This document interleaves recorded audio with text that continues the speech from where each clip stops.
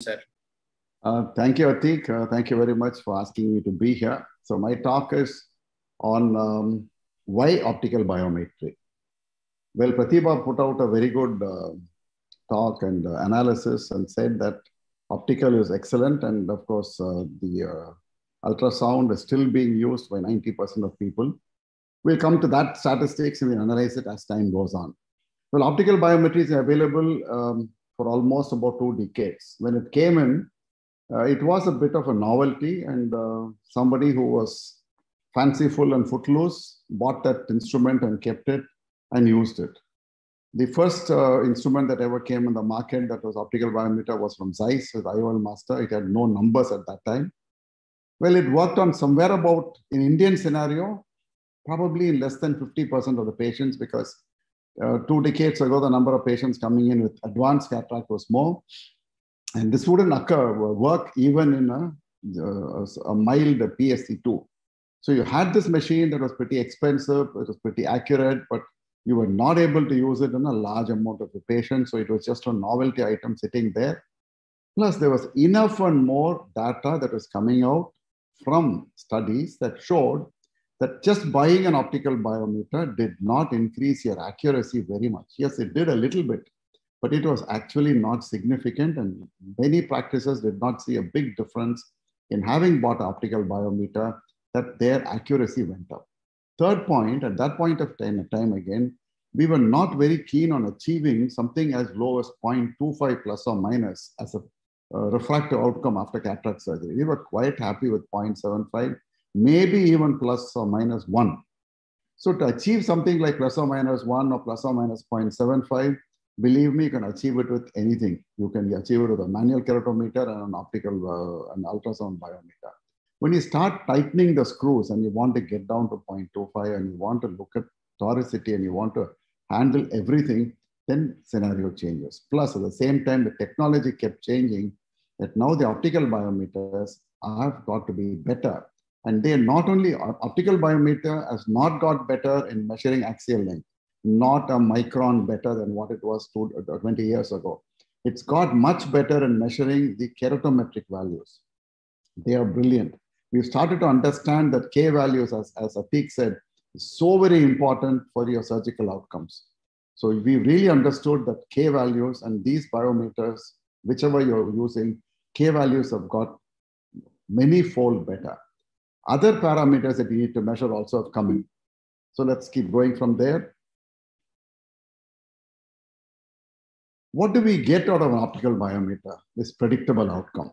So you get high levels of accuracy, but we always think an optical biometer gives you high level of accuracy in axial length. It gives you phenomenal accuracy today on K values. And the K value by itself, its own Pandora's box, I think Atik has handled it very well. So that's very important. Does it really score on axial length over an immersion A scan? Not really. It really does not score. A well-done immersion A scan is as good as an optical biometer. Where does optical biometer score over? This can be delegated. A proper A scan, whether it is a contact method or an immersion method, has to be done by a highly trained individual. It's got to be an ophthalmologist or an optometrist, not just anybody, somebody who's highly trained and has been doing a lot of these procedures to be sure. While an optical biometer can almost be delegated to anybody and you can get excellent results. So that's where the whole change in the approach came. You will get good results irrespective of who did the procedure. While if your standard optom who is doing your A scans for you is taken leave and somebody else has done it, on that day you're going to get bad results. So that is where it again scores. Definitely it scores over the A scan in accuracy of A scan, the axial length, on that basis, that the need of a highly trained individual. And most important, all the necessary data is from one source. Earlier, the necessary data was only 2 or 3. One, you had the axial length, you had the K value, and then you had the lens constant that came from the company. Now you've got far more. You want to know the K1, K2, the axis very accurately. You want the posterior K, you want the total K, you want the corneal thickness, you want the white to white, you want the anterior chamber depth, you want the lens thickness. Well, things are just going on. And all of these have to be equally accurate. You can't have accuracy in one and not have in the others. And all of these have to be recorded. If they've got to be recorded individually from different instruments, everything starts to go haywire. This is where, again, then optical biometer scores over the standard practice. As I told you, axial length alone does not suffice. You need to know all of the other data. So most important, again, we all have got into the issue of transcription errors. You have recorded the axial length, you've written it down wrongly. The K value has been taken accurately, has been wrongly entered sometimes. So transcription errors are something which are very, very difficult to overcome, because you are looking at an instrument screen or looking at the instrument drum and then copying it down onto a piece of paper or into the computer. Transcription errors are human errors, which are highly likely and they can occur. Going and correcting it is going to be very difficult. So an optical biometer, the chances of transcription error becomes nil, because all the data you want comes off from one source, gets entered directly into the software that you're wanting to use, the formula, and out comes the output. So this is again one point with optical biometer scores over.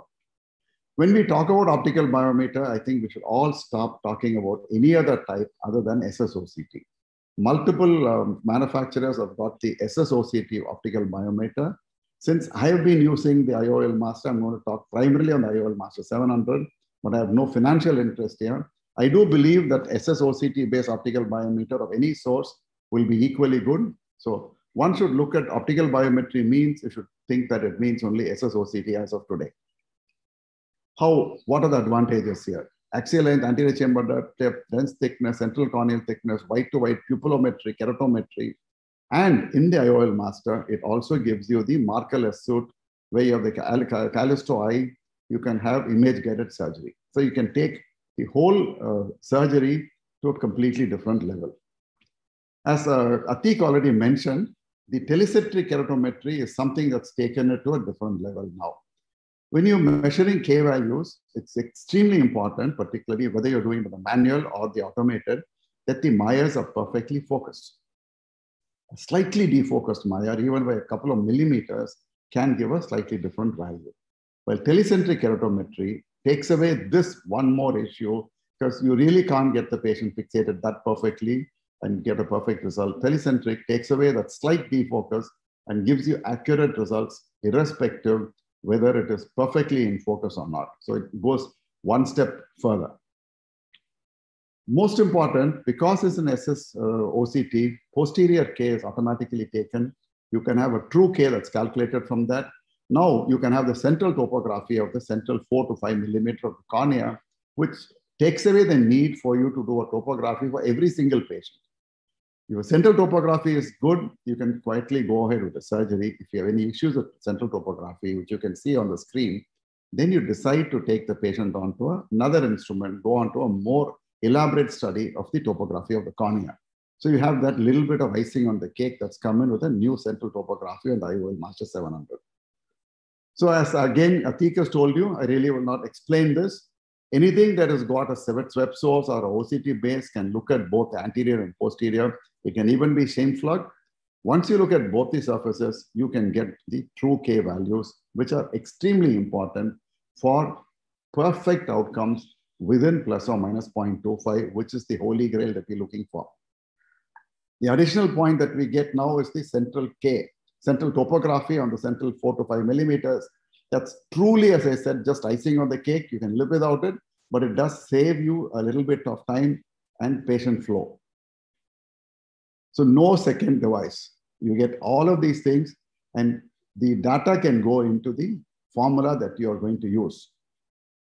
The OCT scan will actually look at the retina also, and a decipherable image of the retina is available, where you can have a visual confirmation that your reading of the axial length goes through the foveal pit. If you don't see the foveal pit as here, your axial length is not probably as accurate as you can see the foveal pit. So the axial length can be verified by actually looking at the foveal pit in every single case. And you can have a look at this image, a complete image of the whole eye is available for your perusal. Now you can actually, as I told you, you can confirm the foveal pit. You can even see subtle. You can't see as clear as an OCT. Don't think you're going to see a perfect picture, but you can have an idea that something is wrong in the macula when you're doing your SSOCT-based optical biometry itself, that you start to go for a more clear OCT picture to know what is going on there. Most important, these are the cataracts that this SSOCT-based system can penetrate. Gone are the days that a simple small PSC would prevent you from getting an optical biometry. Truly, with this kind of cataract, with the pupil dilated, you still get a perfect outcome. So that means almost, in my practice, it's almost well above 97 or 98% of the patients can be completely done with the optical biometer.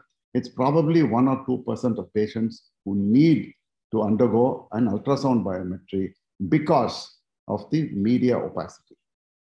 Even in those, all the other data, that is the axial length, the anterior chamber depth, the K value, and sometimes even the lens thickness and the white to white is already got from the some instrument. So your accuracy still remains high.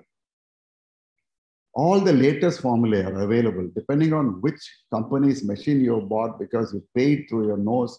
They also add on all the latest formulae, and once in a while they do update it, but their updation frequency is a little slow. So you may have to go at the online formulae to get the best results. The other one would be the sutureless, the markerless system, where the data is projected on to the screen.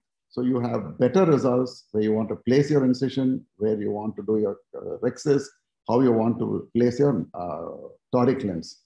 I will just quickly show this video where this is incision marking. This is the marking for the CCC.